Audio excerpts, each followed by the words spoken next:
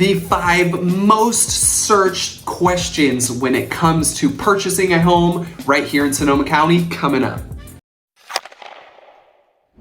What's up, guys? My name is Danny. I'm Cronin. I'm a real estate agent right here in Sonoma County. And if this is your very first time to my channel, please do me a huge favor. Hit that subscribe button if you want to get notified next time I drop a video, all having to do with living in Sonoma County. And if you don't know by now, I'm a full-time real estate agent right here in Sonoma County. So if you have any questions at all about buying or selling, I'm your guy. All my contact information is down below. Call me, text me, email me, whatever's most convenient for you.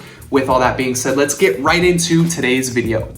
So the main reason I made this YouTube video from the beginning is to give you guys the most value when it comes to buying real estate here in Sonoma County. I've done a lot of research recently and I typed in what are the most 5 common questions buyers ask when it comes to first-time home ownership. And these are the questions that it hit me with. The first thing is, how much does it actually cost? Like, what is my down payment? How much do I have to come out of pocket to buy a house? And that question is a little difficult to answer. See, it all depends on the type of loan you get pre-qualified for. FHA loan requires at minimum 3.5% down of the total purchase price. Conventional loan can be anywhere from 5 to 20%. VA loans are 0% down. All of this is situational and it's case by case. The best word of advice I can give to you to answer this question is to talk to a local lender. See what loan you actually qualify for. That way we'll be able to figure out for you exactly how much you have to save so you can purchase a home inside Sonoma County. And if you have any questions about that, I work with the best lender in all of the land. So reach out to me. All my contact information is in the description. Call me, text me. I would love to set you up with her so you can figure out if it even makes sense for you to buy. The second most asked question when it comes to home ownership is, what is a title company and what do they do? I totally understand. When you're buying a home, there are so many associated parties. There's your real estate agent. You know, we work with a transaction coordinator that handles a lot of the paperwork inside of the transaction. There's, the title company, there's your lender. All of these different people are asking you questions. You're gonna need to be able to supply them with documents. But going back to the question at hand here, a title company is a company, a third-party company that is going to make sure the property is owned free and clear. They're gonna make sure there's no liens on the property. If there are any easements, they're gonna go into that and make sure that this home is actually even sellable. The title company does a number of different things, but at bare minimum, it's a third-party company. When we open escrow, it's with a local title company here inside of the city that you're gonna be purchasing in. They're gonna handle all the money. Again, make sure the property is sellable, make sure it's clean, make sure there's not a different owner from the tax record to what they may have found, and they're just gonna make sure the property is sellable.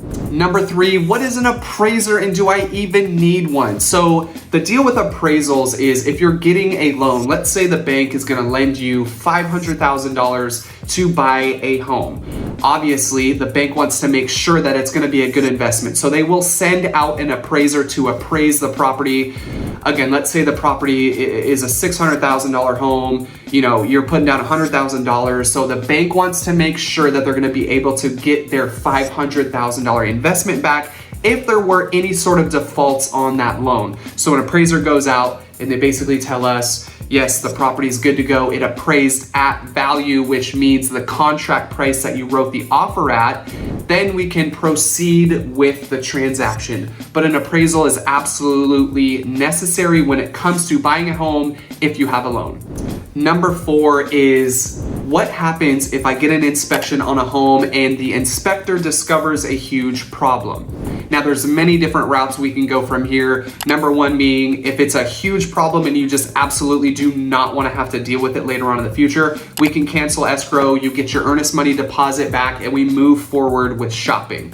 If there's a couple little items, things that you definitely want to make sure you have fixed before you move in, all of these sort of things kind of reopens up negotiation. So if we're in contract, we're in escrow, we're moving through our inspections, the inspector finds something, maybe the house needs a new roof and you're like, hey, I just don't have the money to cover a new roof right now. I would love to buy this house, but I need the seller to at least give us a credit back at closing to make sure that I'm able to get this house fixed. So again, totally negotiable. We can go after the seller and say, hey, you know, let's say we got a roof bid, it's $10,000. Let's go after the seller for $10,000. And if they do not comply with our request, the deal is dead and we move forward. You know, there's many different ways to go here. Obviously the big ticket items like a roof, you know, pest work that needs to be done. Maybe there's foundation issues. All of these sort of things, you definitely want to make sure you get corrected if you are to move forward with this transaction. That's going to wrap this video up, guys. I hope it was useful for you. If it was, hit that like button, hit that subscribe button. If you have any questions at all,